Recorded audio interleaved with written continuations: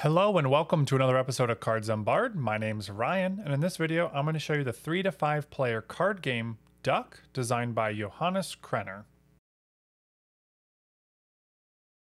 The components in Duck consists of 3 suits numbered 0 to 8, and there are 3 copies of each number from 1 to 7, and 1 copy of the 0 and the 8.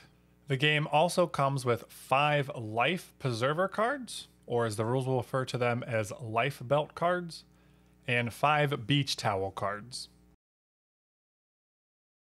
In Duck, players will be taking turns either playing cards in a sequence or cards of the same value. Your goal is to be the first player to empty out your hand. However, if you think you have the lowest value in hand at the table, you can duck to end the round early, in the hopes to gain points that way. But be careful, if you fail to duck, you will take negative points instead. After playing for 5 rounds, whoever has the most points wins. To set up for a game of Duck, first take the 5 life preserver cards and stack them together with the lowest value on top and the highest value on bottom. So 6, 7, 8, 9, 10 in that order, and keep them nearby. Next, have each player select one of the beach towels. Any leftover beach towels should be placed back in the box. In this video, we'll be setting up for a 4-player game, so the 5th beach towel will be returned to the box. Next, shuffle the main playing card deck and deal 7 cards to each player.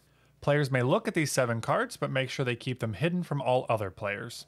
Additionally, place 1 card face up in front of each player. This face up card will be known as the player's discard pile. Place the remaining undealt cards as a face-down pile in the middle of the table. And finally, randomly select a start player. In Duck, when it is your turn, you have 2 options. You can either play cards and draw, or duck. When playing cards, you can choose to play in one of 2 ways. You can play any number of cards, which is 1 or more, that are the same number, and the color does not matter. Or you can play an ascending or descending run of cards, or consecutive number of cards, that have the same color. This must be at least 3 cards. When you play your cards, be sure to show all of them to all players at the table, and then lay them face up in your discard pile.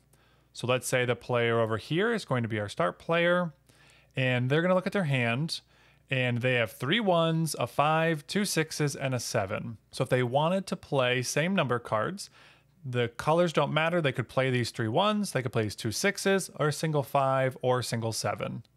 Those would be their options. Because a run of cards have to be the same color, and there has to be at least 3.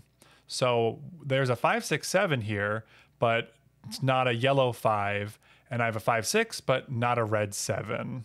So I can't do that right now. I can only play same numbers. So we'll decide to play these 3 1s. When you play them, as I mentioned, you'll show them to all players at the table, and then you'll stack them in your discard pile in any order that you choose. So let's say they want the yellow card to be on top, and they'll do that. Now, because I've played cards, I must also draw. I will draw 1 card from either the player on my right, the player on my left, or a random card from the middle of the draw pile. Whenever you take cards from the left or the right, it's always the top card from their discard pile. And that is why you might want to place your cards in a specific order. If you know one of these players wants the blue or red 1, then you might want to hide it from them by putting that yellow 1 on top. Now, looking at the blue player's hand, they don't really need the 2 or the 0 based on runs or sets, but lower value cards can be pretty nice in this game, which we'll get to shortly. So they will take the 0 red, and their turn is now done. So we'll head to the next player, and they have the exact same options: play cards and draw, or duck, which I'll get to duck shortly. So for right now, they will just play some cards, knowing that there's a yellow 1 or a yellow 0 to pick up. They're going to look at their hand, and they're going to choose to play these 2 5s, putting the blue 5 on top, creating their discard pile, and they will choose to take this yellow 1. So now they will be able to create a 3-card run of 1, 2, 3. Because they played cards and they drew, their turn is now over, and we go to the next player. So they'll look at their hand and choose to play any number of cards or duck. And they are looking at the blue 5. So they're going to play these pair 4s, putting the red 4 on top, and they're going to draw that blue 5. Their turn is now done, and we head to the next player. And they will go, and they have a really nice 6, 7, 8, 3 card run here. They wish they could grab that yellow 5 over here, but because it's across from them, they're not able to take from them, because when you draw, you can only ever take from the player on your left or the player on your right, or of course from the middle, from the draw pile. So with that in mind, and knowing there's only 2 other copies of 5 yellow out there, not really knowing when it's going to come out, they're just going to get rid of these 3 cards now, putting the 8 on top, and then looking at their hand, they are going to grab this red 4 and put it in their hand. So play is going to continue like this around the table, with each player either playing a card and drawing or ducking. When it is your turn, instead of playing cards, you may duck. If the sum of your hand is 10 or less, and you think you have the lowest value of cards in hand versus all of the other players at the table, you can duck.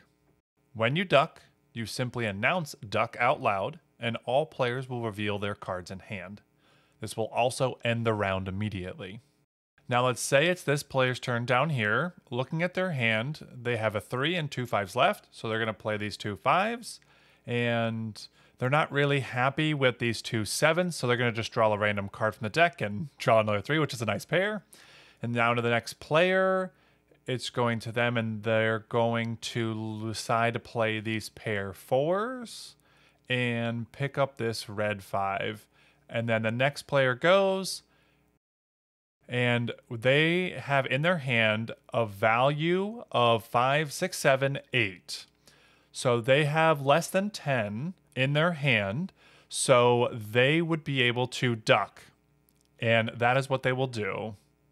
So they announce duck, and everybody at the table reveals their hand. Now you check all of the values on all the players' cards to determine, did this player have the lowest overall value in hand? In this case, they did not, because this player has a total value of 6. They have 10. They have 6, 9, 10, 12. But this player has lower amount than this player over here.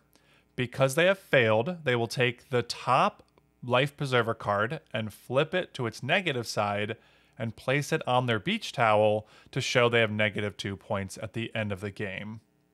Now, let's just rewind real quick. And let's just say this player did have the lowest value in their hand. So in this case, 3, 4, 5, 6, they have 8, 10, and 12. So in this case, they were successful. They ducked successfully. So they will take the Life Preserver card and keep it face up positive points on their beach towel card. Next, they will take the highest value card in their hand that was revealed and also put it on their beach towel card to score as positive points at the end of the game. All other remaining players will look at their values, and whoever has the highest total value just discards their entire hand. Every remaining player will take their highest value card and place it on their beach towel to score as positive points at the end of the game. This interaction, with the highest value being discarded and the other players scoring their highest value, will happen no matter what happens to the player who ducked.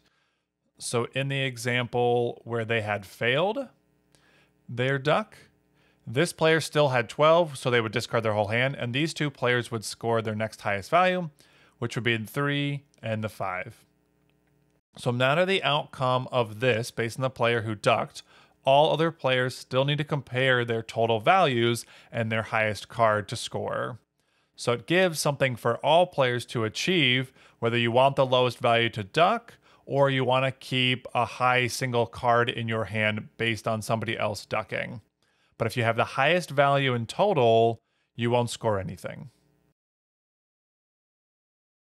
Now, what happens in the situation where a player plays all of their cards from their hand and doesn't duck? Well, in that case, the round also ends. So in this situation, the player down here has 2 threes, and they play both those cards. They have no cards left, and when you run out, you do not draw any more cards. You immediately end the round and proceed to the scoring. In this case, you would take the top life preserver and put it in face up on your beach towel. And then all our players will reveal their hand and do the appropriate scoring where you check the total value, whoever has the highest total value, so 12, 8, and 10. The highest would get discarded, and the other 2 players score their highest value card. No matter how the round ends, you will begin a new round by shuffling the deck, dealing 7 cards to each player, revealing 1 card face up, and putting the deck in the middle and starting the round new. The player to the left of the previous start player will start this round. After 5 rounds, the player with the most points wins. To score everything, you simply take all positive values, which are all the green life preserver cards, and any cards you placed, add those together, subtract any red negative life preserver cards to get your final score.